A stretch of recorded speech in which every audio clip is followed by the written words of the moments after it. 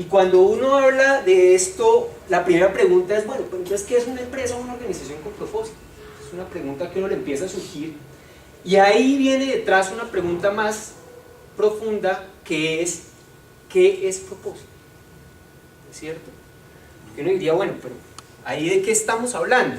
Digamos que en esa conferencia en Londres, donde estábamos con un montón de académicos de las mejores escuelas de liderazgo y de administración del mundo, la pregunta grande fue esta: ¿qué es lo que estamos considerando propósito en las organizaciones?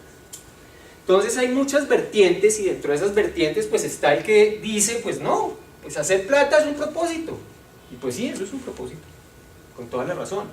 Y está el otro que dice que no, ahí digamos que desde la filosofía se puede ir a todos los propósitos morales, entonces puede estar el propósito del heroísmo, el propósito del descubrimiento, el propósito de la innovación, pueden estar ahí.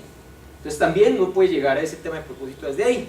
Entonces, bajo esas reflexiones, yo he estado explorando y experimentando, bueno, cómo entender el tema del propósito desde esa perspectiva humana. Entonces, llegué a un modelo desarrollado por Richard Barrett, que describe los estados de desarrollo de la conciencia personal. Esto él lo toma desde la teoría de Maslow, y de ahí desarrolla algo más. Entonces, este diagrama me parece que es bien interesante para explorar y explicar ese tema del propósito, porque esos niveles de conciencia los describe, son 7 niveles que van desde la seguridad hasta el servicio al mundo, y pasan por la pertenencia, la autoestima, la transformación, la cohesión interna y el hacer una diferencia. Y lo que nos dice este diagrama es que los 3 primeros niveles están atados al interés propio. Cuando nuestro nivel de conciencia está ahí, solo podemos pensar en nuestro propio interés, y es lo único que nos importa. Y eso tiene que ver porque está atado a nuestro nivel de supervivencia, y eso es algo que es súper básico para todos. O sea, nuestra primera finalidad como seres vivos es sobrevivir. Después nos ocupamos de lo demás. Entonces, estos primeros 3 niveles son bastante claves, pero luego de que algo le pasa en la vida, llega un punto que se le puede dar una transformación. Eso no quiere decir que a todo el mundo le pase. Esto es algo que hay que buscar, o que a otros les pasa, pero que realmente uno como ser humano debería buscarlo para poder pasar realmente a los otros niveles, que son los que lo llevan a ponerse al servicio del bien común.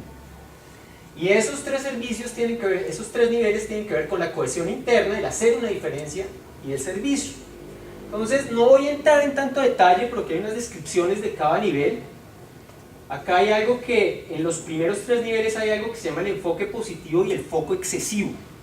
Entonces, cuando en el primer nivel de seguridad, que lo describen como seguridad y certidumbre a todo nivel, el enfoque positivo dice que uno crea un ambiente seguro para sí mismo y sus seres queridos. Eso es lo primero que a uno le interesa hacer. Pero si a uno se le va la mano, entonces entra en el tema del control y la codicia. Esa es como la otra cara de ese nivel. Luego viene la pertenencia, donde es tener un sentido personal de pertenencia, amándose a sí mismo y sintiéndose amado por otros. Pero ahí ya tiene también el foco excesivo, lo puede llevar a un deseo de agradar o al culpar. Luego viene la autoestima, que es tener un sentido positivo de orgullo en sí mismo y capacidad para manejar su vida. Pero el foco excesivo está en el poder y el estatus. Entonces no sé si esos focos excesivos les hace algo de sentido, ¿no es cierto? ¿Y será que esos focos excesivos aparecen en una que otra empresa? Mucho. Entonces, luego viene el tema del crecimiento personal, que se da en el nivel de transformación, y es cuando uno entiende sus más profundas motivaciones, experimentando una libertad responsable, dejando ir los miedos. Y ese es el secreto ahí, porque es que cuando estamos acá, estamos dominados por nuestros miedos. Cuando logramos dejarlos ir, es que se da la transformación. Y eso me parece a mí súper bueno. Y luego viene el tema de encontrar el sentido de propósito, que tiene que ver con descubrir su sentido de propósito y crear una visión para el futuro que desea crear.